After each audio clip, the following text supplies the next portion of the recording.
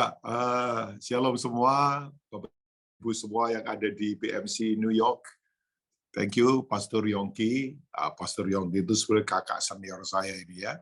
Jadi senang sekali boleh berjumpa kembali, walau lewat virtual. Dan saya merasa ini sebuah sungguh kehormatan untuk saya bisa melayani Bapak Ibu semua, baik lewat Zoom maupun lewat atau lewat platform YouTube ataupun yang lainnya ya. Jadi ini sebuah kehormatan buat saya. Nah, tanpa rasa paling tahu, paling pintar, paling bisa sama sekali enggak. Tapi sebagai hamba Tuhan kan, saya ingin sharingkan apa yang menjadi hati Tuhan seperti tadi doa dari brother siapa itu, brother yang sebelum sharing ini ya, bahwa biar firman ditaruh di hati kita semua. Nah, saya ingin mengajak kita, Bapak Ibu ya, kita itu sebetulnya kalau belajar Alkitab, ya pasti yang suka belajar akan tahu, isi besar Alkitab ada 4 kan yang harusnya kita fokus, dari kitab Wahyu, dari kitab Kejadian, sampai kitab Wahyu. Yaitu yang pertama penciptaan kan, ya bahwa langit dan bumi diciptakan, manusia diciptakan, kita semua diciptakan. Nah penciptanya jelas, penciptanya adalah Raja yang kekal. Ya, makanya kalau kita membaca Kejadian 1 ayat 1 misalnya, itu awal ayat pertama kali muncul di Alkitab kan ya, in the beginning God created the heavens and the earth. Nah, kata pada mulanya itu dalam bahasa Ibraninya orang Yahudi pasti tahu ini raja ini, he is the king of kings. Ya, itu Bereshit kan pada mulanya. B itu di dalam, resit itu adalah leader atau king atau causa prima, penyebab dari semuanya.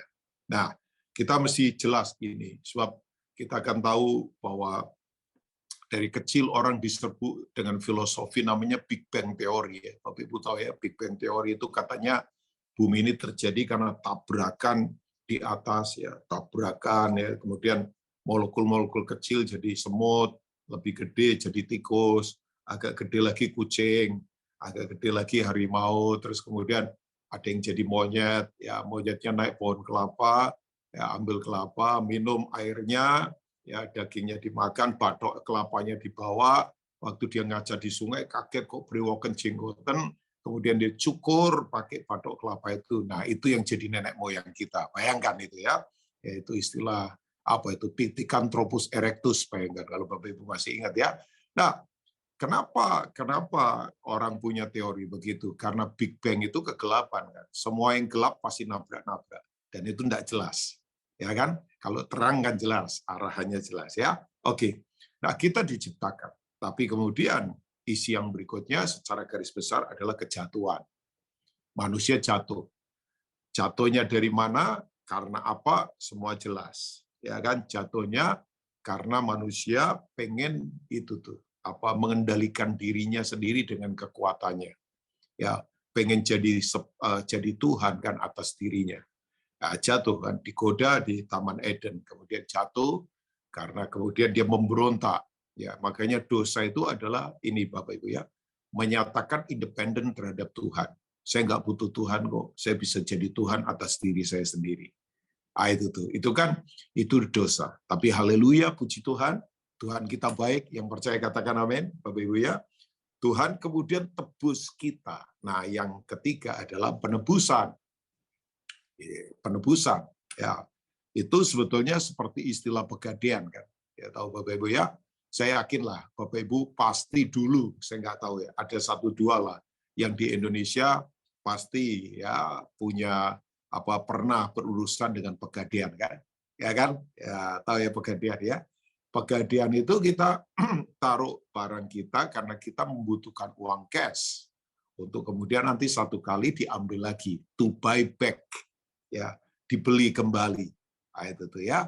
Yang kita tadinya di pasar dosa, diperbudak oleh dosa, karena sifat dosa itu memperbudak. Makanya orang kemudian tidak lagi jadi anak, tapi jadi budak, diikat oleh ketakutan, oleh apalagi, oleh keduniawian, oleh kedagingan. Karena kegelapan itu selalu memperbudak, memenjara orang, diperbudak hidupnya tidak freedom, tidak mengalami kemerdekaan. Ya. Tapi Tuhan baik, dia kemudian tebus kita kembali, to buy back.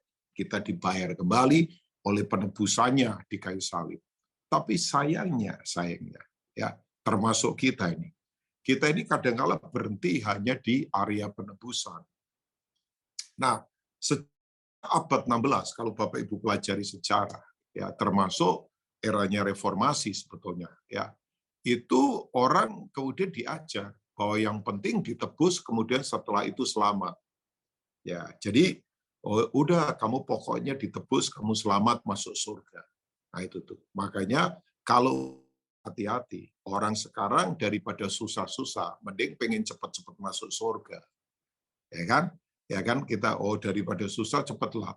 Kita pasti bersama Tuhan, pasti tidak mungkin tidak. Ketika kita ditebus, kita buka hati, kita percaya ya dengan kasih karunia-Nya, dengan iman kita percaya ya kita pasti diselamatkan. Tapi Bapak Ibu ternyata Tuhan tidak berhenti pada titik ini kan. Setelah penebusan, nah ini dia masuk yang keempat namanya glorification. Ya, jadi kita dikembalikan lagi kepada kemuliaan. Nah, ide ini adalah ketika manusia pertama kali diciptakan. Nah, Tuhan itu kan rencananya tidak pernah batal, Bapak Ibu. Tuhan rencananya tidak pernah batal. Apa yang dia rencanakan dari ide di kekekalan, itu pasti dia akan kerjakan. Tidak mungkin tidak. Ya kan? Tuhan itu kan nggak kayak manusia kan. Nah, ada istilah mungkin pernah dengar dulu ya. Pagi tempe, siang tahu, malamnya itu gembus. Tahu gembus ya? Pasti di Amerika udah nggak pernah makan tempe gembus ya. Enak itu. Wah, itu tempe gembus itu enak, Pak. Itu kalau digoreng, Ibu, waduh, apalagi yang crispy. Itu malaikat terbuka itu. Langit terbuka, malaikat kelihatan. Pakai cabai rawit. Ya udah, mertua lewat, kita nggak tahu kalau dia mertua ya. Nggak, maksudnya bukanlah saking enaknya, maksudnya. Nggak, kan banyak orang begitu kan. Bisa berubah-ubah, janji berubah, omongannya berubah, apa saja bisa berubah yang namanya. Tapi kalau Tuhan kan enggak. Tuhan itu kalau janji selalu tepati. Dan rencana kekekalannya itu bukan rencana yang asal-asalan. Itu semua matang dan pasti akan digenapi sampai ujungnya. Nah, Bapak Ibu, kita dikembalikan kepada kemuliaan. Nah, kemuliaan itu adalah ketika manusia sebelum jatuh ke dalam dosa. Bahwa dalam keserupaan dengan Kristus, kita akan memerintah di bumi ini. Makanya kan betul kan? Kita kan akan ada di bumi ini. Nanti langit dan bumi yang baru kan? Karena surga kan miliknya Tuhan. Kita ada di langit dan bumi. Nah, yang sekarang ini akan diganti. Modelnya seperti apa, kita semua belum tahu. Tapi kita kan diciptakan dari bumi ini. Nah, saya tidak akan mengambil bagian itu, Bapak Ibu ya. Tapi mengapa saya perlu jelaskan ini? Karena kita akan coba melihat sebuah narasi besar di Alkitab yang saya berharap ini menjadi fokus buat kita semua. Ya, sedikit mengajarlah di PMC New York itu, walaupun saya yakin para Bapak Ibu yang suka membaca ini, pasti Bapak Ibu akan mengetahui apa sih tujuan Tuhan dalam hidup setiap kita. Nah, kita kan sekarang digonjang-ganjing dengan banyak hal. Ya, memang langit dan bumi yang sekarang ini pasti lenyap. Ya kan? Ya isu krisis lah, krisis nggak cuma sekedar krisis keuangan saja kan, tapi energi, krisis pangan, bayangkan ya kan, inflasi sekarang lagi tinggi, suku bunga di mana-mana naik, di Amerika kah, di Indonesia kah, bahkan saya dengar dari kemarin kita sharing dengan Lulu, Berita Laura, teman saya yang ada di staf ahli presiden, ya kita kemarin di komunal kita share. Dia bilang bahwa IMF itu sekarang sudah punya pasien nambah terus. Mungkin udah lebih dari 20 negara yang sekarang jadi pasien sekaratnya IMF. Nah, lama-lama kalau nambah-nambah terus, apa IMF nggak jebol kan? Ya, bisa saja, karena sekarang kayaknya 60 negara sudah masuk di krisis dan sangat berat kan. Kita semua tahu ya. Saya agak lupa, tapi sekian saya nggak tahu 10.000 atau berapa tiap hari itu ada orang mati kelaparan around the world ya, hampir seluruh dunia. Itu sekian puluh ribu orang mati gara-gara nggak bisa makan kelaparan. Ya kan? Nah, cuaca juga ekstrim ya. Saya bilang sama teman-teman di Jakarta, di Indonesia ini agak basah memang selama hampir 3 tahun ini. Kalau Bapak Ibu lihat ya, jadi bulan udah nggak mempengaruhi lagi. Tiba-tiba hujan banyak di Indonesia, basah sih dari awal sampai Oktober ini. Tapi kan kita nggak tahu, bisa saja setelah ini kering kan, kita nggak tahu juga kan. Ya, China satu sungai besarnya sekarang tiba-tiba menyusut itu keanehan yang sekarang sedang terjadi fenomenanya. Nah, saya tidak akan membahas itu karena memang Alkitab sudah katakan ya Bapak Ibu ya.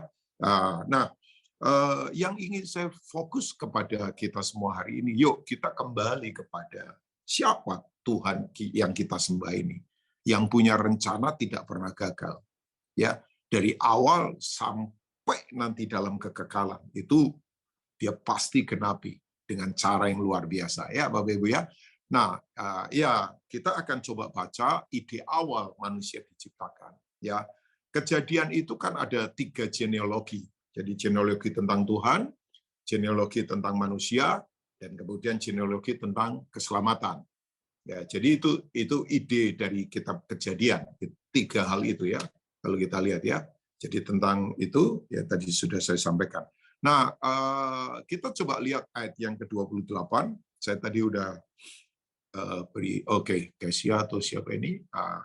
Kalau Bapak Ibu melihat ayat 20 atau 26 dulu, maafkan saya, 26 sampai ayat yang ke-28. Berfirmanlah Allah, baiklah kita menjadikan manusia menurut gambar dan rupa kita, supaya mereka berkuasa atas ikan-ikan di laut dan burung-burung di udara, dan atas ternak, dan atas seluruh bumi, dan atas segala binatang melata yang merayap di bumi.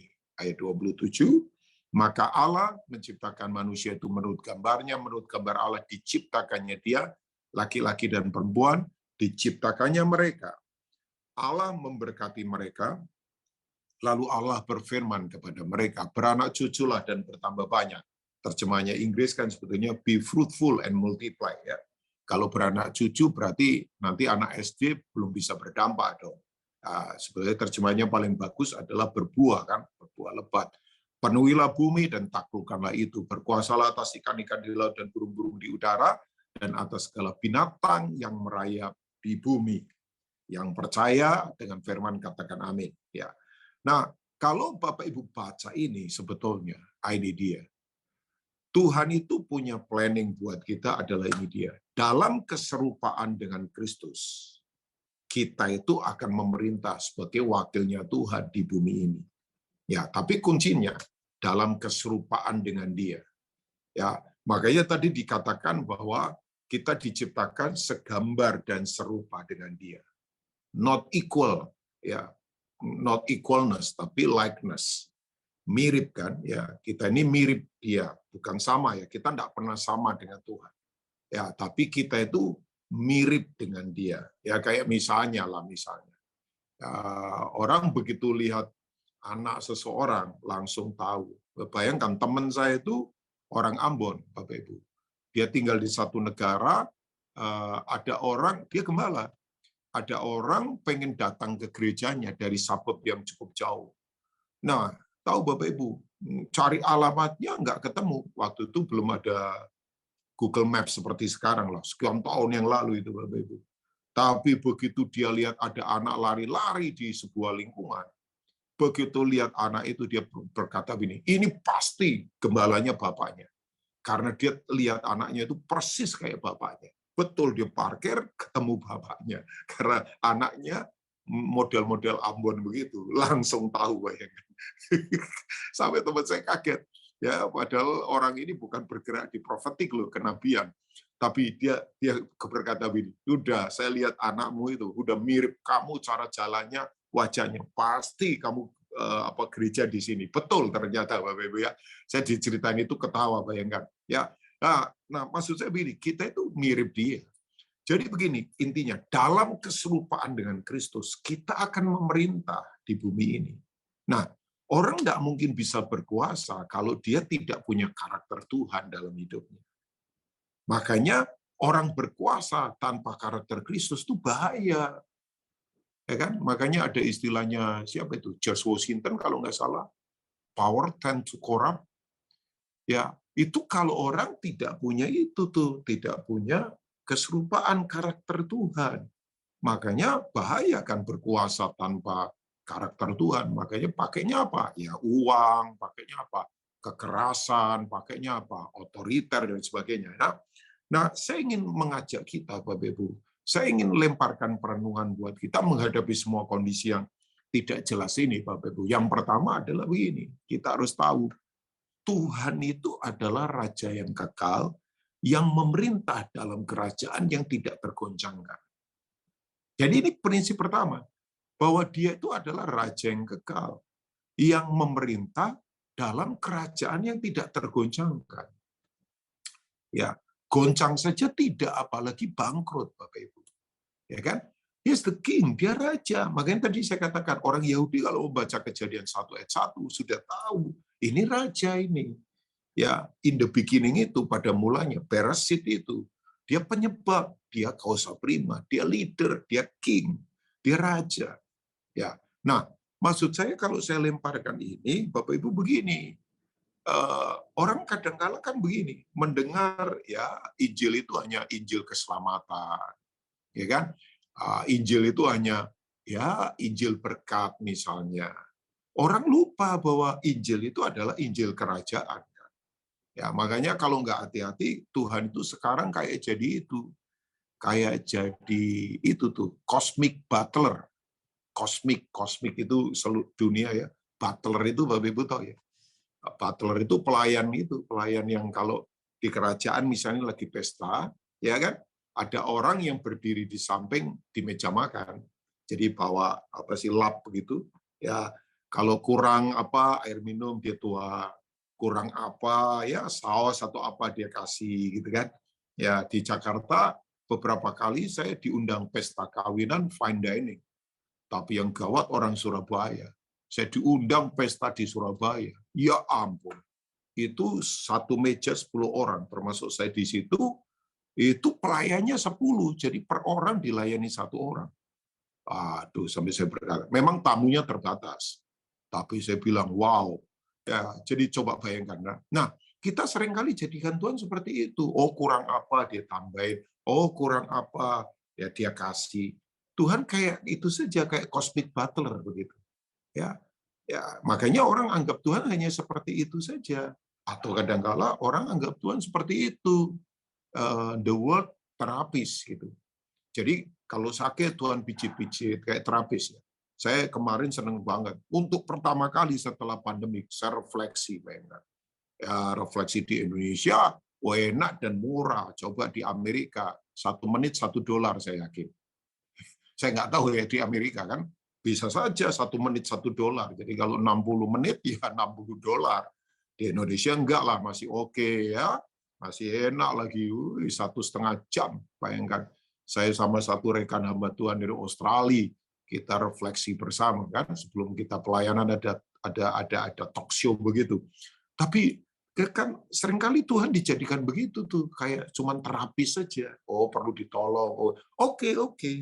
Dia penyembuh, dia pemberi. Tapi kan kita jangan lupa dia itu raja, Bapak Ibu.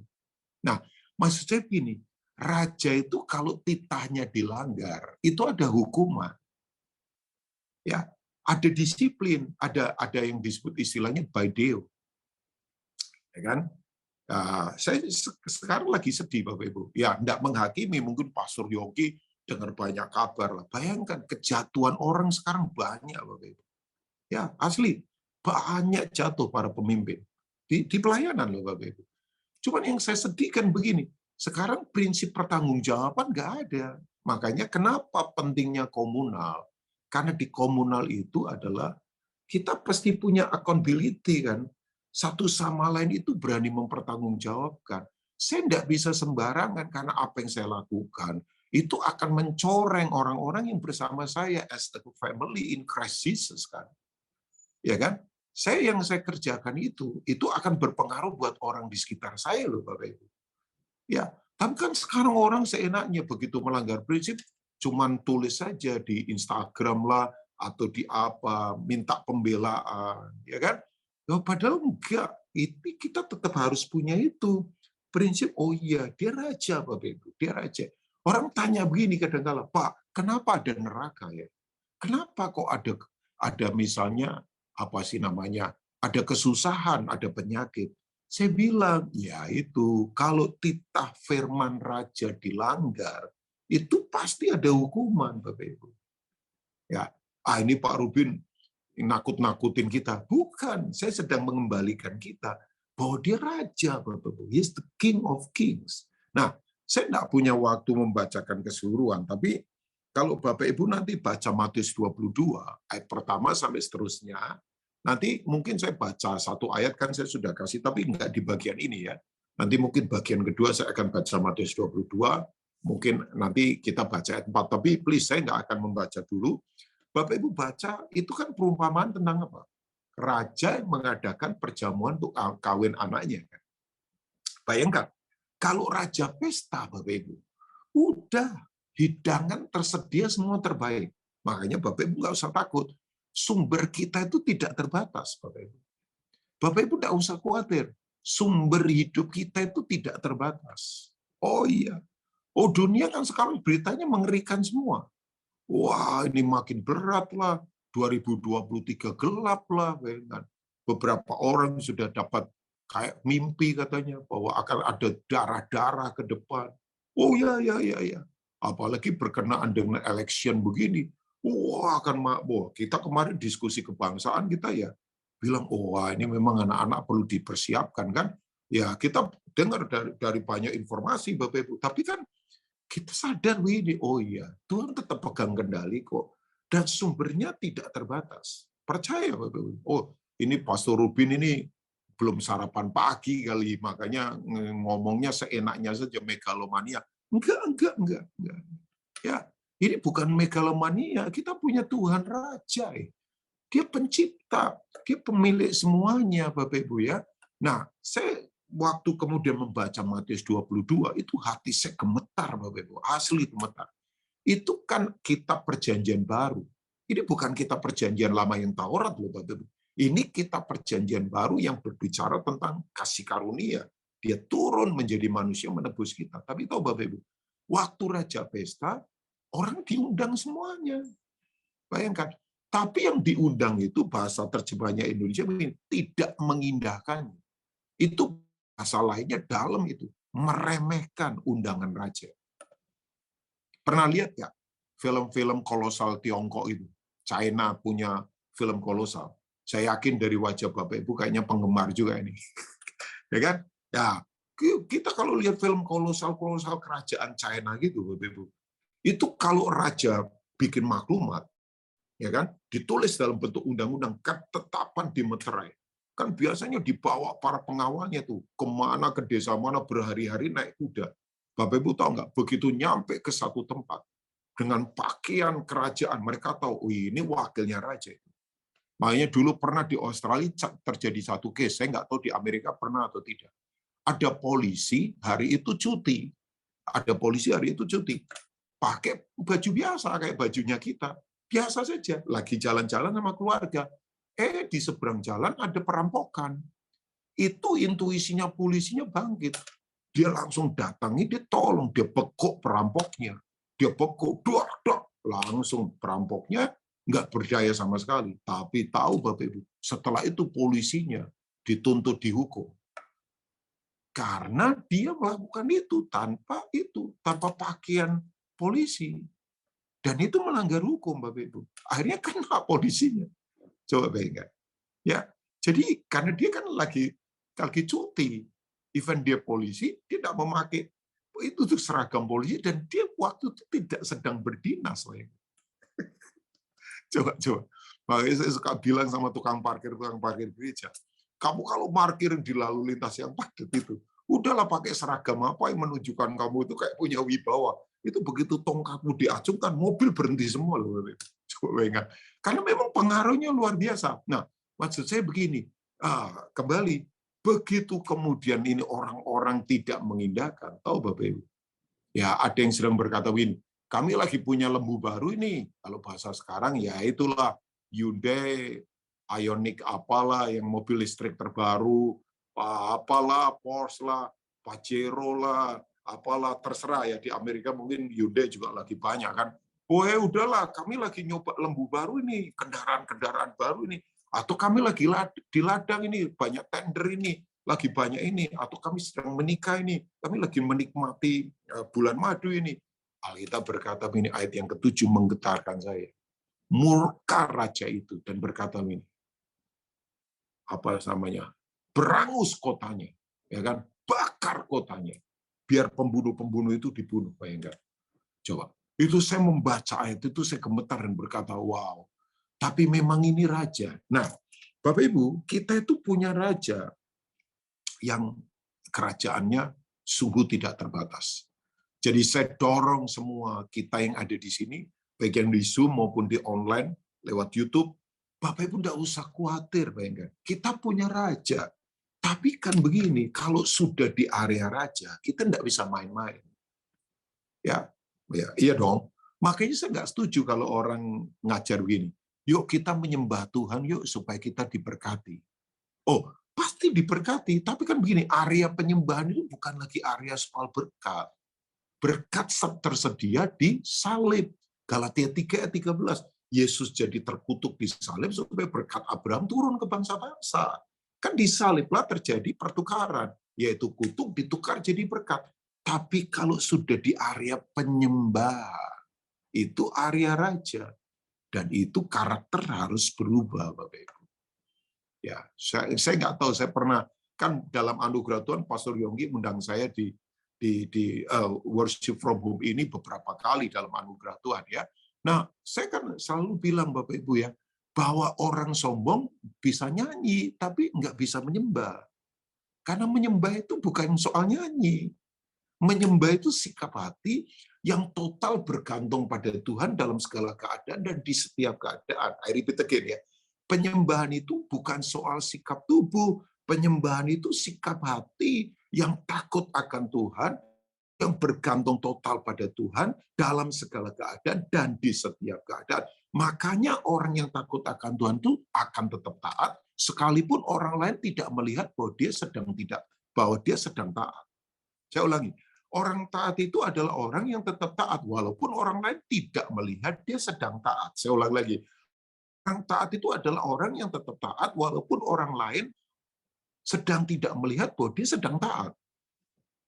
Nah itu tuh, ya kan? Karena ekspresi tertinggi penyembahan kan ketaatan, Bapak Ibu. Ya, Bapak Ibu bisa baca Ibrani 5 ayat 7 sampai seterusnya lah. Ya, sebagai manusia dia tetap taat walaupun dalam proses penderitaan. Itu bicara Yesus as a man, sebagai manusia kan. Ya kan? Itu dia tetap taat walaupun ya, makanya kan ada orang mempertanyakan kan, Yesus tuh setelah usia 12 tahun, ya kan pelayanan di usia 30 tahun, itu 18 tahun ada di mana dia? Ada yang ngajar sembarangan lagi, tulis buku lah. Katanya dia pergi ke Tibet. Saya bilang sembarangan, ngapain di Tibet? Ya, enggak, Yesus itu ada di keluarganya. Kan dia dalam bimbingan Yusuf dan Maria. Dan dia jadi tekton kan. Dia jadi itu tukang kayu yang ahli. Dia bertanggung jawab sebagai anak nomor 1. Karena setelah itu Yusuf meninggal kan. Dia punya saudara-saudara secara manusia.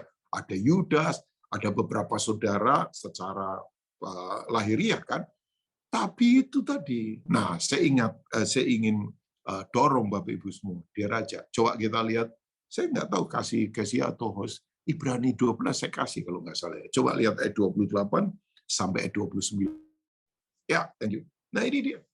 Boleh baca sama-sama dimanapun berada, tapi kalau yang lagi drive jangan baca ya Bapak Ibu ya, karena konsentrasi nanti jadi terganggu. Yuk kita baca 2-3 jemaat yang diberkati. Jadi karena kita menerima kerajaan yang tidak tergoncangkan, marilah kita mengucap syukur dan beribadah kepada Allah menurut cara yang berkenan kepadanya dengan hormat dan takut. Sebab Allah kita adalah api yang menghanguskan. Kata beribadah di sini ini adalah beribadah itu pola hidup seperti Kristus. Kata hormat dan takut itu menggunakan kata asli namanya sebomai. Ya, kalau Bapak Ibu ingat api yang menghanguskan, ya boleh ditutup. Bapak Ibu kalau ingat api menghanguskan itu peristiwa apa, Bapak Ibu? Satu-satunya di Alkitab di mana sekelompok orang ada di dalam api tapi tidak terbakar. Itu ada di Daniel pasal 3. Makanya saya katakan, Bapak Ibu, kita ini sekarang ada di api udah. Dulu orang pikir after pandemic semuanya oke. Enggak. Efeknya luar biasa. Semua tahu ya. Ya, dua negara agak panjang sih pertempurannya, tapi itu pusat pangan dunia kan, Ukraina sama Rusia kan. Dan mereka nggak cuma pusat pangan ternyata. Kalau Bapak Ibu pelajari, mereka itu adalah pusat bahan dasarnya chip. Salah satunya gas neon. Ya, nah semua sekarang digerakkan chip kan. Mobil pakai chip, internet apalagi, dunia kesehatan pakai chip, semuanya pakai chip. Nah kalau produksi chip terganggu, waduh, saya nggak bisa bayangkan. Ya, ekspedisi udah pakai chip, semua kan. Terakhir kan pengiriman ekspedisi terganggu sekali karena chipnya nggak ada. Mobil juga terganggu, produksi terganggu.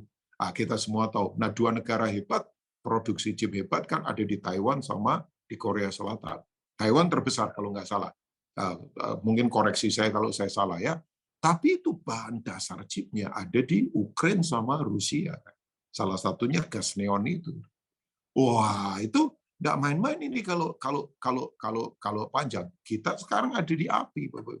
Dan krisisnya nggak hanya krisis finansial, krisis pangan, krisis energi. Oh iya, kerasa banget sekarang beli BBM, kerasa asli kerasa. Ya, saya yakin Amerika juga kerasa sekarang. Ya kan? Kerasa. Saya yakin dari wajah saudara sih kerasa. Kerasa lah, beli bahan bakar kerasa kan. Wah, ya kan? Apalagi kalau tinggal di LA. Wih, New York kan transportasi publiknya masih oke lah. LA jauh-jauh, orang harus punya mobil. Itu ya saya bilang teman-teman kita doakan terus itu ya kita saling mendoakan lah. Di Indonesia juga sama Bapak Ibu ya. Energi luar biasa ini ke depan. Ya. Nah, Bapak Ibu kita ada di dalam api. Tapi tahu Bapak Ibu, dalam api tidak boleh sendirian. Mesti harus ada di komunal. Makanya saya tadi katakan, Bapak Ibu harus berani mempertanggungjawabkan kehidupan satu sama yang lain. Kita tidak bisa seenak-enaknya, kita harus saling tolong-menolong. Dan saya percaya, catat di hati Bapak Ibu, dalam komunal itu ada dinamika roh yang tidak terbatas. Tuhan hadir ketika 2 atau 3 orang berkumpul dalam nama-Nya. Dan kalau Tuhan hadir, kita ada di dalam prinsip kingdom economy. Nggak ada urusan dengan semua krisis yang ada di dunia. Ya. Bapak Ibu kan kita tahu, yang punya langit bumi siapa? Tuhan. Memang Tuhan nggak punya uang, tapi Tuhan punya langit dan bumi. Uang kan bikinan manusia. Uang kan yang ngatur-ngatur the Fed, uang yang ngatur-ngatur World Bank. Ya, itu sistem manusia, terserah. Kita ada dalam sistem ekonomi kerajaan Allah. Logika nggak aneh, tapi terjadi. Nah, ini bahasa iman. Makanya 2-3 orang berkumpul, Tuhan hadir. Makanya dilarang sendirian berjalan di dalam api, nanti terbakar. Dan kalau jalan di dalam api, tolong, jangan bawa bensin. Bahasa Jermannya jeblok, Pak. Jeblok itu meledak, maafkan saya ya. Yang dari Sumatera, dari Kalimantan, maafkan saya. Ya, tanya Pak Yongki lah, pasti terjemahnya tahu beliau. Kalau Pak Yongki sampai lupa, aduh, berarti kejawaannya udah hilang. Enggak lah, tetap penyat masih Pak Yongki suka, saya yakin lah. Ibu juga masih yakin. Nah, meledak. Bensin di sini apa? Kepahitan, sombong, egoisme. Tanggalkan Bapak Ibu. Dilarang bawa bensin di dalam api. Dan Bapak Ibu tahu nggak? Cerita Daniel pasal 3. Itu tidak muncul superstar yang namanya Daniel. Kitab Daniel yang nulis Daniel. Tapi Daniel nggak ada di situ. Ada orang yang suka kepo-kepo tanya, Pak Rubin, Daniel ada di mana? Daniel ada di mana? Ya saya nanti tanya kalau ketemu di surga. Dan kamu ada di mana? Terus dia bantah lagi. Lah kalau Daniel tidak ada di surga, di neraka, ya kamu yang tanya.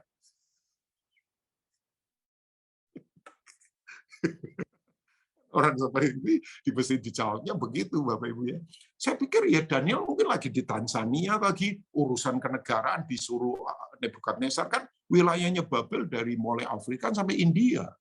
Nah, yang aneh kitab Daniel, Bapak Ibu kalau belajar ya, Bapak Ibu, saya belajar saja.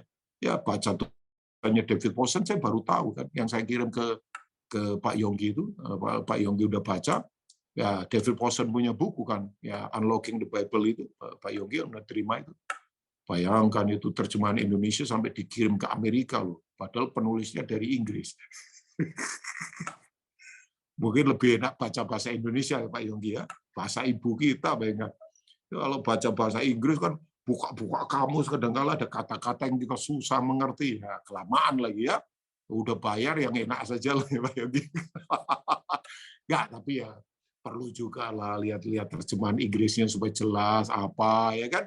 Tapi tahu Bapak Ibu, Daniel pasal 1 sampai pasal 2 itu ditulis dalam bahasa Ibrani, pasal 7 sampai pasal 12 ditulis dalam bahasa Ibrani. Itu artinya Daniel pasal 1 sampai pasal 2 ayat yang ke-7, pasal 7 sampai 12 itu khusus ditujukan untuk orang Ibrani karena itu bersifatnya pengajaran dan nubuatan in the future sampai kedatangan Mesias yang kedua kali.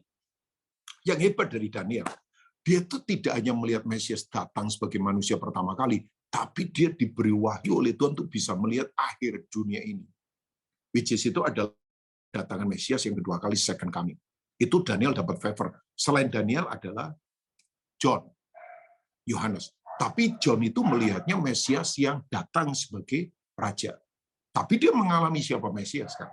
Ya kan? Ya Daniel tidak melihat Yesus secara langsung, tapi dia bisa melihat Yesus datang pertama kali, Yesus datang kedua kali. Itu Daniel. Tapi John itu mengalami Yesus datang, dan dia melihat Yesus datang as a king di kitab Wahyu. Tapi tahu Bapak Ibu, saya merinding loh kalau ngomong ini. Daniel pasal 2 ayat yang ke-7 sampai Daniel pasal yang ke-6 sampai ayat terakhir itu ditulis dalam bahasa Aram. Which is, Aram waktu itu adalah bahasa Inggris kalau sekarang. Karena ratusan bahasa waktu itu dikuasai oleh Babel supaya menyatukan, mereka pakai bahasa Inggris.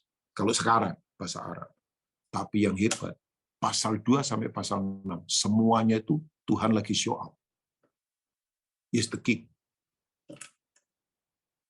Ya. Siapa Nebukadnezar? Kalau sekarang ini kayak Xi Jinping. Kalau sekarang ini kayak Joe Biden. Sekarang. Tapi kan kita nggak main-main juga. Presiden Jokowi sekarang disegani loh, kan. 5 pemimpin untuk mengatasi krisis global. Salah satunya Presiden Indonesia. Australia saja sekarang gemetar sama Indonesia. Oh iya, nggak main-main kita ini sekarang. APBN kita very strong.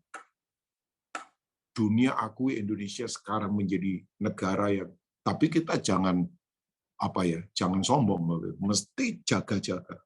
Ini doa-doa kita, termasuk doa-doa teman-teman yang ada di BMC New York ini. Jadi doa-doa syafaat Bapak Ibu itu nggak nguap kayak di udara, nggak jelas. Ada hal yang luar biasa. Kita udah swasembada pangan sekarang ini sejak sekian tahun yang lalu. Hari ini kan, ya Bapak Ibu mungkin nggak ikuti. Pak Yassin Limpo itu sekarang ada di New York. Ya, ditemenin oleh teman saya. Ya, namanya Ibu Ita Cho, ya, dari Makassar. Lagi pidato di hadapan pangan sedunia untuk salurkan ide apa yang Indonesia lagi garap. Oh ya, saya merinding kalau dengar-dengar begini, Bapak Ibu. Ini asli luar biasa. Tapi sekali lagi saya bilang sama umat Kristen di Indonesia, jangan sombong.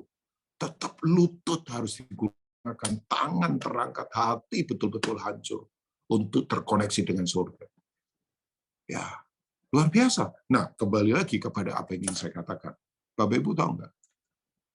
Seluruh ahli teologi berkata, pusat kitab Daniel itu ada di pasal 3. Dan itu pasal perapian.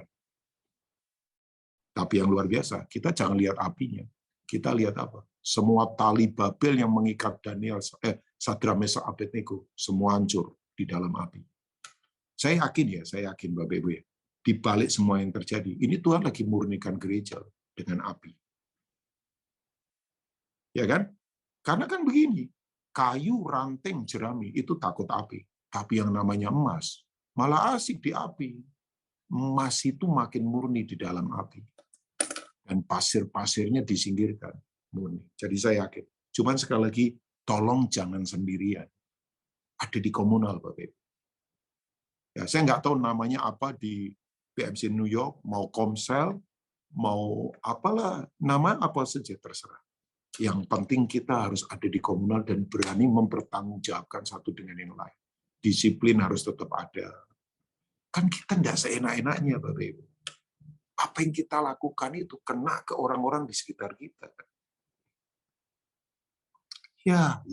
Kok ribet jadi Kristen ya Pak Rubin? Bukan.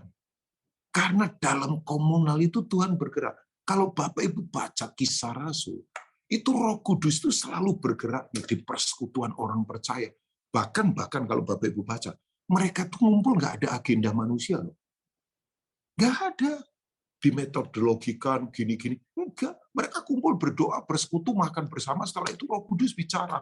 Utus Paulus Barnabas ke sini. Utus ini. Bikin 7 diaken untuk melayani orang miskin. Janda-janda yang harus ditolong. Dinamikanya Roh Kudus yang bergerak. Roh Kudus yang memberi ide. Roh Kudus yang memberi kreativitas. Roh Kudus yang memberi strategi. Roh Kudus yang memberi ilham. Roh Kudus yang memberi arahan. Roh Kudus yang memberi tuntunan.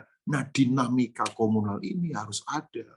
Sebab kalau enggak kita capek, kita terbelenggu dari acara ke acara, dari metodologi manusia, kita mentok kiri kanan, kita muter-muter terus karena kita enggak tahu arah. Nah, yang tahu arah itu ya Roh Tuhan. Ya. Tapi kan untuk begini harus menanggalkan apa? Gelar kita, jabatan kita, pengalaman kita, kebisaan kita. Makanya tadi saya katakan, kalau kita tidak punya ketaatan pada raja segala raja, itu tuh. Itu problem buat saya, problem buat kita semua. Dia raja loh. Sumbernya tak terbatas. Raja kok. Kalau ngadakan pesta raja nggak ecek-ecek, Bapak Ibu. Wong saya saja diundang yang tadi saya cerita. Wah ampun. Wine itu di depan kita. Itu ada 10 botol. Saya kan nggak tahu wine, Bapak Ibu. Wong saya itu kalau minum wine nggak tahan nih perutnya. Ya, mungkin minum bandrek sama jahe panas malah saya enak, Bapak Ibu. Sampai sendawa berkali-kali. Ya mungkin bukan orang itu, tapi teman saya bilang begini, Pak Rubin tahu nggak? Saya bilang tahu apa? Ini wine mahal asli di jutaan ini. Ya udah bawa saja kita pulang satu-satu. Kita jual lagi. Tiba-tiba otak kita jadi pedagang. Ya pendeta-pendeta kita bercanda saya. Enggak lah, enggak mungkin kita bawa pulang tentang-tentang begitu. Ngapain lagi? Tapi saya bilang, coba manusia saja bikin pesta. Ya ampun, yang nyanyi Westlife. Hostnya artis-artis terkenal Indonesia. Seluruh ruangannya bunga hidup.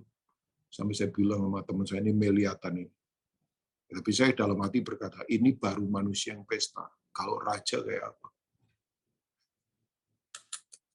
Makanya ayat yang, oke. Saya masuk yang kedua ya. Saya tidak mau lama-lama, saya masuk yang kedua. Pak Yongki kasih tahu saya ya, kalau waktu saya selesai Pak Yongki, jadi supaya saya tidak terlalu kepanjangan. Tolong kasih tahu, jangan ada dusta di antara kita Pak Yongki. Pak Yongki kasih tahu saja. Saya mau on time karena kan New York ini sudah makin malam ini ya, sudah jam 9 ya Bapak Ibu. Sudah jam 9 kan. Jadi saya sebentar lagi akan selesai ya. Anak baik-baik jangan tidur malam-malam. Pagi saja ya. Anak baik-baik jangan balik malam-malam ya. Kalau gitu pagi saja ya Pak. Oke, janganlah ya. Yang kedua adalah ini dia. Narasi yang pertama, Tuhan adalah Raja yang kekal. Tapi yang hebat ini, Tuhan itu adalah Tuhan yang penuh kasih, yang selalu mau berfellowship dengan kita.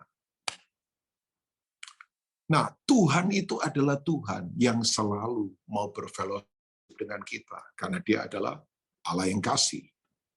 Ya. Nah, Pak Rubin, kenapa penting katakan ini? Nah, ini dia. Kasih itu selalu konstruktif, tidak pernah destruktif. Kasih itu selalu membangun, tidak pernah merusak. Saya ulang, kasih tidak pernah merusak. Kasih itu selalu membangun. Ya, makanya Bapak Ibu, latihan terus membangun. Ucapan mesti membangun. Ya kan? Kehidupan terus harus membangun. Ya. We are builders. Kita ini para pembangun.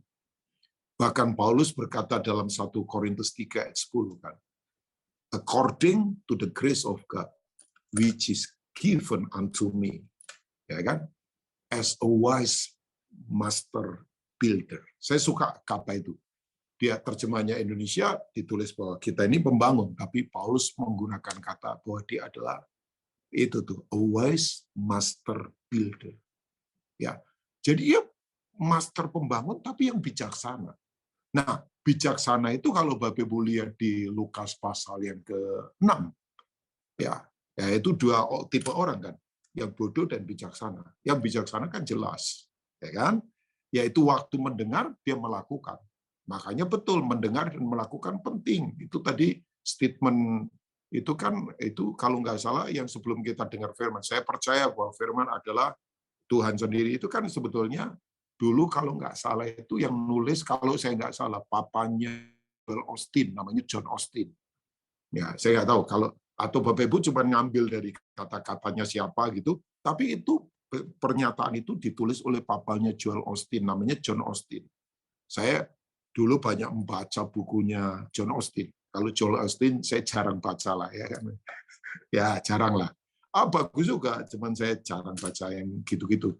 Saya John Osteen, papanya punya buku-buku bagus banget, asli bagus. Ya, nah Bapak Ibu begini, mendengar dan melakukan itu membuat kita bijaksana. Tapi mendengar tapi tidak melakukan, nah itu membuat kita bodoh. Kalau pergi ke kota Jogja, pasti kangen Jogja ya. Harus membeli ini, menjadi oleh-oleh Jogja. 1 gudeg, itu kalau suka makan. 2 papia, kalau suka makan.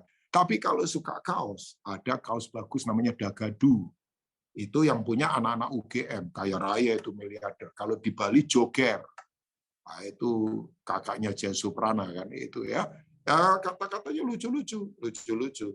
Saya beli kaos, dibelikan anak saya, keren kata-katanya. Asli keren. Ya, tulisannya apa?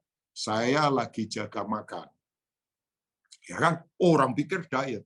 Dalam kurung begini, supaya makanan tidak diambil orang. Maksudnya lagi jaga makan supaya tidak diambil orang.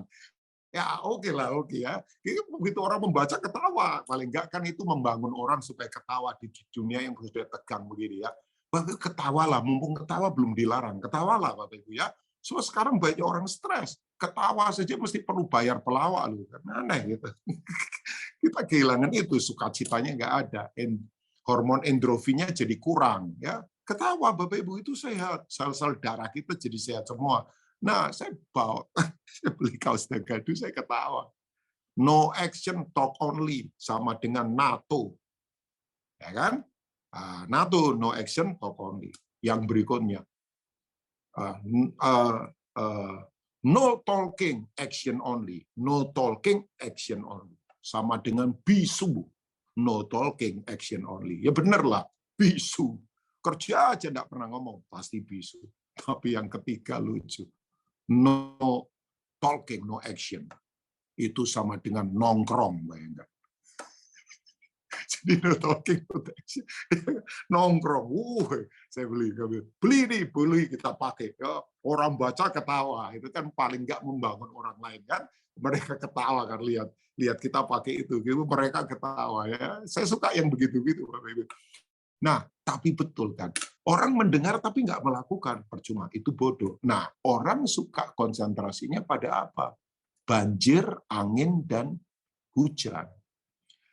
2 rumah ini di Lukas pasal yang ke-7, Lukas 6, itu dua-duanya kena hujan, angin, dan banjir. Jangan konsentrasi ke hujan, angin, banjir. Pasti terjadi. Hujan dari atas, angin dari kiri kanan, depan belakang, banjir meluap dari bawah. Itu serangan semua krisis, kiri kanan, depan belakang, atas bawah. Kita akan kena semua. Tapi konsentrasinya pada dasarnya dibangun di atas dasar apa? Nah ini pondasi bijaksana Bapak Ibu. Nah saya kembali lagi, kasih itu membuat kita lain memang. Konstruktif, tidak pernah destruktif. Tuhan itu adalah kasih. Oke, saya sudah kasih ke Gasia kayaknya ya. Matius 22 ayat yang keempat. Kalau nggak salah saya kasih satu ayat. Nah ini, yuk baca sama-sama Bapak Ibu. Ini raja. Ia menyuruh pula hamba-hamba lain pesannya. Katakanlah kepada orang-orang yang diundang itu, kita semua. Sesungguhnya hidangan telah kusediakan lembu-lembu jantan dan ternak piaraanku telah disembelih. Semuanya telah tersedia, datanglah ke perjamuan kawin ini. Bapak Ibu yang punya Alkitab buku, highlight kata itu. Semuanya telah tersedia. Semuanya telah tersedia. Adakah di luar Adakah dalam hidup ini di luar semuanya? Tidak ada. Semua apapun ada dalam semua, karena tidak ada yang di luar semua, sebab semua ada di dalam semua. Ya, tidak ada yang di luar semua. Apa saja ada dalam semua. Dan memang semua ada dalam semua. Itu sudah disediakan Tuhan, bayangkan. Dia adalah Allah yang penuh kasih. Dan kasih itu selalu memberi yang terbaik. Dan kasih itu selalu membangun. Kasih itu tidak pernah menghancurkan. Satu kali saya dengar orang lagi bicara, saya ketawa karena saya pakai earphone, saya ketawa sendiri, tahu Bapak Ibu. Jadi ada suami yang tidak pernah puji istrinya. Omongannya nyelekit terus, omongannya nyinyir terus, omongannya tidak pernah membangun, negatif terus. Nah, istrinya suka masakin dia kan. Tapi setiap kali dimasakin istrinya selalu marah. Satu kali dia makan masakan istrinya, dibilang, masakanmu asin sekali ini. Kamu ini masak asin sekali. Kamu mau bikin saya darah tinggi ya, supaya saya cepat mati dan kamu kawin lagi. Dan selalu setiap kali marah, ujungnya supaya kamu kawin lagi. Satu kali garamnya dikurangi. Jadi tawar kan, agak tawar begitu. Dia marah lagi. Dia berkata, makananmu nggak enak, nggak ada rasa ini. Kamu bikin saya stres supaya saya nggak suka makan ya. Akhirnya saya mati dan kamu kawin lagi. Pokoknya marahnya begitu. Pendetanya tegur, Pak nggak boleh begitu. Saya thank you, ngomong ucapan terima kasih sama istrimu. Ada seminar tentang keluarga di gereja itu, dan suaminya dilawat oleh firman Tuhan. Dia bilang begini, besok pagi istriku masak apa, saya akan bilang terima kasih. Ya, besok istrinya sediakan makanan. Wah, dia makan lahap dan berkata, kali ini masakan istriku enaknya luar biasa sayang. Gantian istrinya marah, gebrak meja loh istrinya. Duar, istrinya berkata, lama enggak pernah puji. Asin lah, tawar lah, kurang apalah, kurang bawang putih lah. Hari ini kamu puji. Tahu nggak, ini masakannya Mbak. Kamu selingkuh sama Mbak ya. Saya dengar ini, saya ketawa dan berkata, ya ampun. Tapi memang betul kan? Enggak begini. Kasih itu enggak pernah menghancurkan. Kasih selalu membangun. Saya beritahu buat Bapak Ibu semua. Tahu nggak Bapak Ibu? Ini dia. Tuhan itu lebih menginginin kita daripada semua apapun yang sekarang kita pegang. Ya, Zakaria 1 ayat 3 yuk kita lihat. Saya akan masuk ke 3, after that kita akan selesai. Sebab itu katakanlah kepada mereka, beginilah firman Tuhan semesta alam. Apa Bapak Ibu? Kembalilah kepadaku. Demikianlah firman Tuhan semesta alam. Maka aku pun akan kembali kepadamu.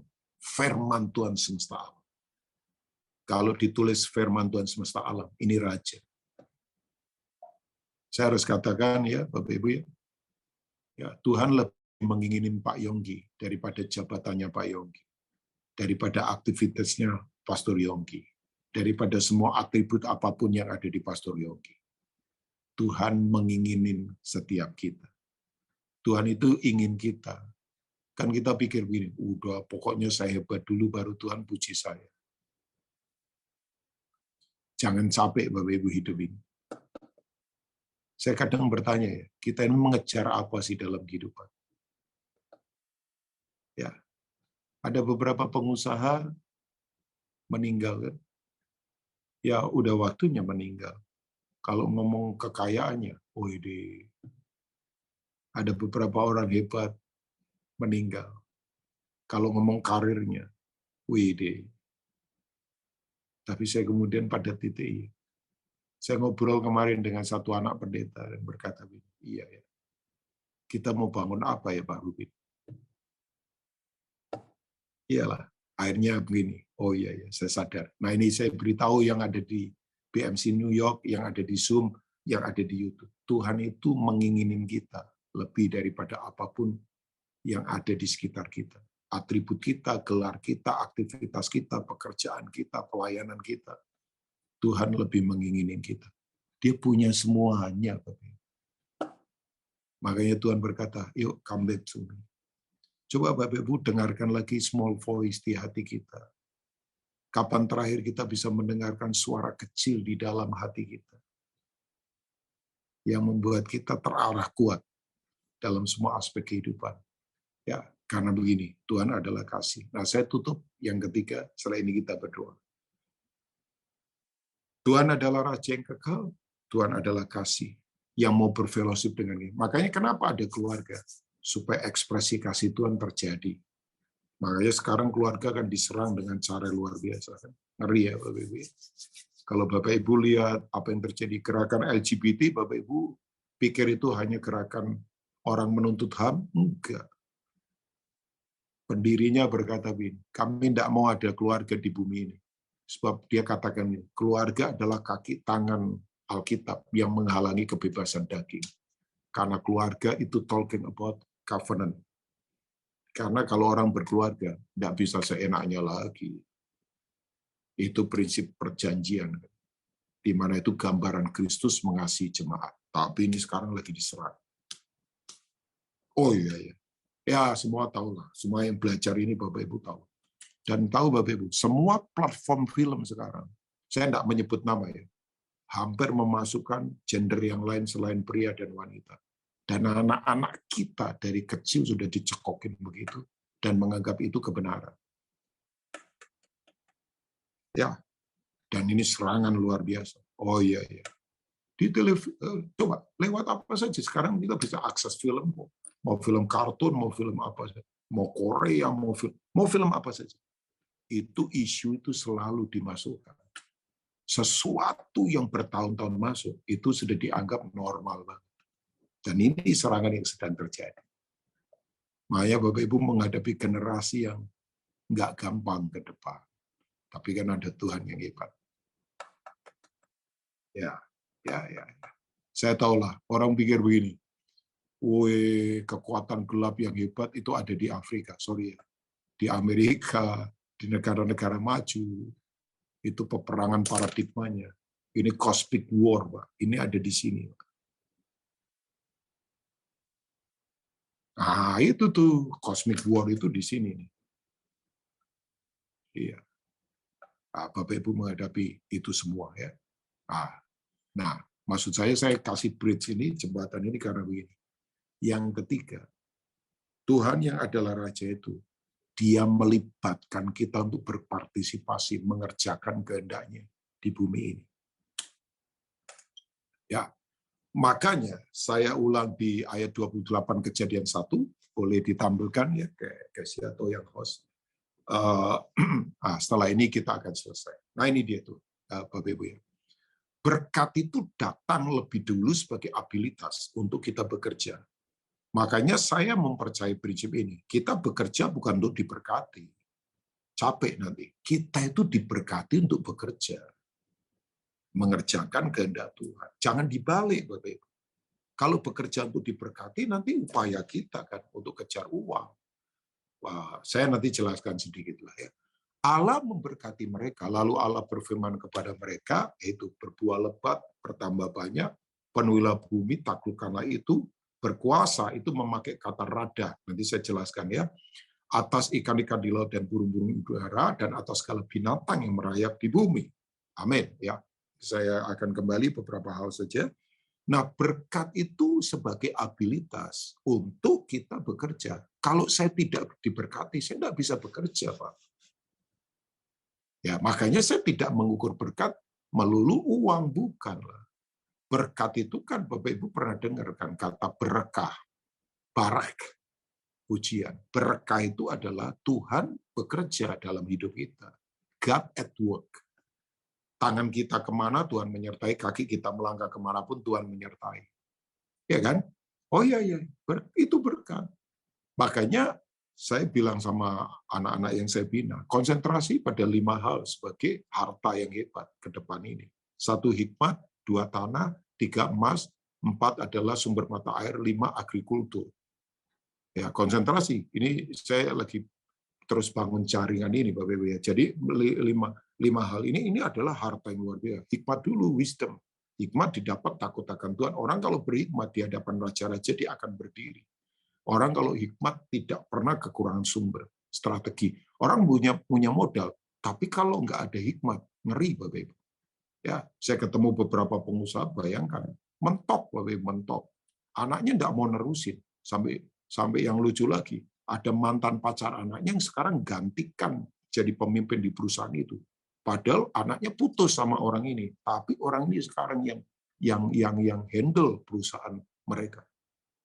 Nggak ada turunan yang bisa meneruskan. Nah, makanya saya beritahu, semua yang dirintis itu kalau tidak punya strategi ilahi, ngeri, Bapak Ibu. Ya, oh iya. Bapak Ibu bersiaplah. Makanya betul ya, kekayaan bangsa-bangsa akan beralih ke orang benar itu. Ini hal-hal yang berurusan dengan hikmat juga, Bapak Ibu. Ya, hikmat, kemudian tanah, emas, sumber mata air, dan kemudian agrikultur. Ini semua milik Tuhan. Dan itu tidak akan menurun. Nah, orang benar harus ada di situ. Makanya kita itu diciptakan dengan pola selem, segambar dan serupa dengan Allah, untuk kita punya rada, kata rada itu. Nah, Bapak Ibu, dari ayat ini, saya beritahu, ada 2 hal yang terjadi. Yang pertama, kita ada di pemerintahan, government, ya, kita punya otoritas. Tuhan memberkati kita, itu otoritas, Bapak Ibu. Itu Bapak Ibu bisa baca Yohanes 1 ayat 12, semua orang yang menerimanya diberinya kuasa, exousia. Itu adalah kuasa sebagai anak Allah. Itu wibawa ilahi. Ya, orang kalau punya wibawa tidak bisa dipermainkan, Bapak Ibu. Asli, tidak bisa dipermainkan. Kita tidak bisa main-main, Bapak Ibu. Oh iya, saya tahu dalam diri Pak Yongki ini ada wibawa ilahi. Wibawa ilahi yang tadi saya katakan, kita ini punya pakaian kerajaan. Ya, saya tidak mengajak saudara bikin-bikin pakaian kerajaan, pakai enggak perlu. Itu bukan itu isunya. Ini adalah hal yang spiritual, mentalitas kita. Ya, makanya kalau orang berpikir seperti raja, orang sekelilingnya tidak akan menjadikan dia budak. Kenapa orang menjadikan orang budak? Karena cara berpikirnya seperti budak. Gampang dibeli. Ya, kalau saya berpikir seperti raja, orang sekeliling saya tidak berhak memperlakukan saya sebagai budak. Saya bukan budak, saya raja. Saya anak raja. Ya, saya anak raja, saudara anak raja, kita semua anak raja. Itu kan lagu Sunday School kan? Ya kan? Itu lagu sekolah minggu. Itu zaman Kesia masih pakai daster lari-lari dikejar-kejar sama bapaknya itu. Ya kan? Coba. Iya kan? Kita anak raja, bayangkan kita raja. Kita punya wibawa ilahi. Nah, itu prinsip government, otoritas. Kisah Rasul 1 ayat 8. Semua orang yang menerimanya diberinya kuasa. Nah, itu dunamos, dynamit, daya ledak. Makanya tumpang tangan atas orang sakit, orang itu akan sembuh. Katakan kata-kata yang membuka jalan keluar. Jalan akan dibukakan oleh Tuhan. Baca Yesaya pasal 43, Tuhan akan membuat jalan di padang gurun. Tuhan akan memancarkan air dari gunung-gunung batu. Tuhan akan memberi sendiri minum umat pilihannya. Ada persediaan yang tidak terbatas. Di tengah krisis, bayangkan. Oh iya kan, di padang gurun semua jalan, tapi Tuhan bikin jalan. Kan kita semua sekarang ada di semua jalan. Internet itu menawarkan semua jalan. Jutaan jalan ditawarkan. Bikin orang bingung, tapi Tuhan punya jalan. Nah, itu otoritas, Bapak Ibu. Tapi yang kedua adalah governance, tata kelola hidup. Jadi prinsip government dan prinsip governance. Bahwa kita punya tata kelola hidup. Makanya saya dorong Bapak Ibu, yuk, jangan ada yang mau pensiun. Dilarang pensiun. Pak, saya usianya udah 65 tahun. Penemuan terbaru membuktikan hidup paling efektif matang itu di usia 60 sampai 70 tahun. Jadi di sini jangan ada yang pensiun. Ya, dilarang. Dan saya beritahu, dilarang nganggur, Bapak Ibu. Kerja apa saja, enggak harus di office. Enggak harus di office. Yang bisa masak, masalah. Yang bisa menjahit, menjahitlah. Yang bisa apa? Yang bisa bikin lagu, yang bisa bikin musik, yang bisa bikin cerpen, yang bisa ngerjain orang. Oh jangan, yang itu jangan Bapak Ibu. Ya. Jangan itu. Nah, Bapak Ibu kerja apa saja, karena kita nggak mengejar uang, kita itu mengeluarkan semua yang terbaik untuk kita mensejahterakan orang di sekitar kita. Berkat itu datang dari Tuhan.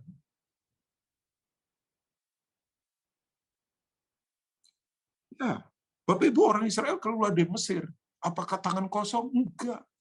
Itu malam itu orang Mesir disirap sama Tuhan. Tahu disirap ya? Disihir. Emas, perak dikasih semua sampai mereka berkelimpahan. Kenapa? 420 tahun mereka kerja. Walaupun waktu itu gajinya pas-pasan, itu semua dihitung Tuhan. Dan Tuhan yang memberi gaji sama mereka, reward-nya dari Tuhan.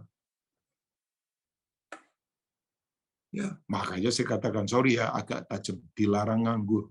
Semua harus bekerja. Dan bekerja nggak harus di kantor, kan? Keluarkan semua yang terbaik, Bapak Ibu. Ya kan? Efesus 2 kan jelas. Kita ini buatan Allah, diciptakan dalam Kristus Yesus untuk melakukan pekerjaan baik yang dipersiapkan Allah sebelumnya. Sebelumnya kapan? Waktu manusia belum jatuh ke dalam dosa. Yang kita baca. Yuk Bapak Ibu, saya dorong loh Bapak Ibu. Tidak ada yang boleh tidak terlibat dalam kehendak Allah.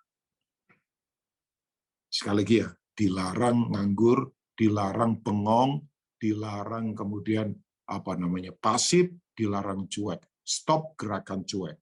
Semua harus terlibat dalam rencananya. Tidak harus jadi pendeta kayak saya dan Pastor Yongki di mana saja, Bapak Ibu.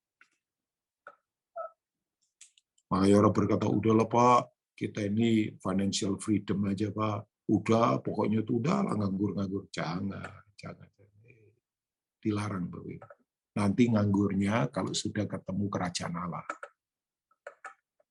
Nah, itu. Udah di sana. Selama di bumi. Yuk. Karena sekarang orang saking susahnya pengennya Tuhan cepat datang terus. Apalagi orang karismatik, Tuhan segera datang. Sementara Tuhan sedang menunggu kita bergerak, orang Kristen menunggu Tuhan datang. Jadi siapa yang menunggu siapa sebetulnya?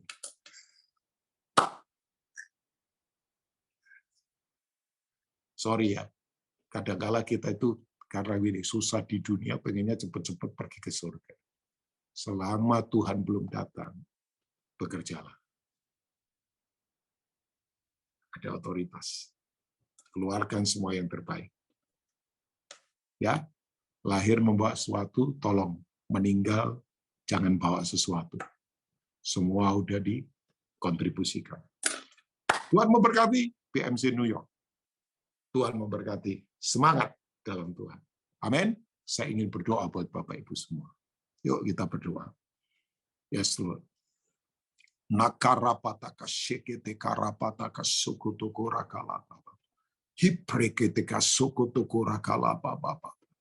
Tuhan, terima kasih untuk saudara-saudara hamba-Mu ini yang ada di PMC New York, Tuhan. Baik yang ada di Zoom maupun yang ada di YouTube, Tuhan, hamba berdoa, kuatkan setiap kami. Kami mau fokus, kami punya Raja segala raja yang tidak terbatas. Raja yang kasihnya betul-betul luar biasa, yang selalu membangun, mau berfellowship dengan kami. Dan Raja yang melibatkan kami untuk mengerjakan kehendak-Mu. Dalam keserupaan dengan Kristus, kami memerintah untuk nama Tuhan dipermuliakan. Berkati PMC New York, berkati Pastor Yongki dengan ibu keluarga, diaken yang ada, jemaat hari ini, siapapun yang lemah dikuatkan, yang jatuh diangkat kembali. Kami bukan orang yang tidak punya tujuan. Kami bukan orang-orang yang tidak punya identitas. Kami adalah perwakilan-Mu di bumi ini, Tuhan, untuk mengerjakan kehendak-Mu. Sekali lagi berkati, hamba selesai, hamba terbatas, tapi hamba berdoa berkati jemaat ini. Yang sakit disembuhkan, yang lemah dikuatkan. Dalam nama Tuhan Yesus. Amin.